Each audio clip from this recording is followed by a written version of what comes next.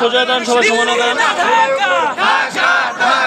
দিল্লি না ঢাকা, ভারতীয় আগ্রাসন পেতে চলে মুক্তি, সারা ভারত মুক্তি পেতে চলে মুক্তি, সারা ভারত মুক্তি পেতে চলে মুক্তি, পেতে চলে মুক্তি, সারা ভারত মুক্তি। দিল্লি না ঢাকা, দিল্লি না ঢাকা, ইনকলাব ইনকলাব জিন্দাবাদ জিন্দাবাদ, ইনকলাব ইনকলাব জিন্দাবাদ জিন্দাবাদ।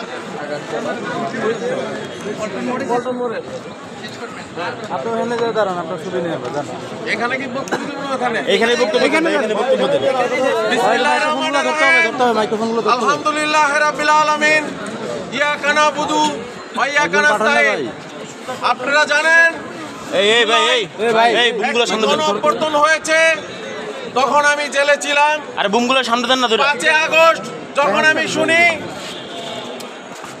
আমাদের বাংলাদেশের সুদর্শন কন্যা চলে গেছে, আমি তো অবাক হব না কেন? বাংলাদেশের মৃণাল কান্তি দাসের কি হবে, ইনুর কি হবে, শেখর জামানের কি হবে? মেয়র সম্বন্ধে আর নাই বললাম। এতে কিচ্ছে বেগুনরে থুই ভারতের মোদির লগে চলে গেছে। বাংলাদেশে কি পোলাপানের অভাব ছিল? ঢাকার মধ্যে কি পোলাপানের অভাব ছিল?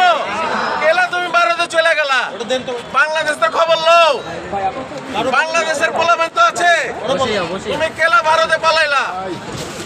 বাংলাদেশের মধ্যে যে একটা গণপর্তন হয়েছে, এই গণপর্তন, জুলাইয়ের গণপর্তনের মধ্যে একটা স্বৈরাচার পালায়ন হয়েছে। এই বাংলাদেশের মধ্যে এখন ভারতীয় অগ্রশাসনরা বাংলাদেশ দখল করার পায়তারা করছে। তাদের নাকি চট্টগ্রাম চাই। কেন? যৌতুক না দিলে কি মেয়ে ছেড়ে দিবেন নাকি? না দিলে কি মেয়েকে তালাক দিবেন নাকি? মেয়ে পাঠিয়ে দাও, বাংলাদেশের মেয়ে পাঠিয়ে দাও।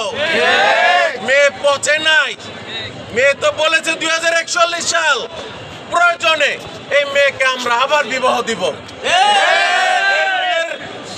বাসর ঘর হবে দেশনেত্রী বেগম খালেদা জিয়াকে যে পুরনো জেলের মধ্যে বন্দী করে রেখেছিল, সেই জেলের মধ্যে তার বাসর ঘর হবে।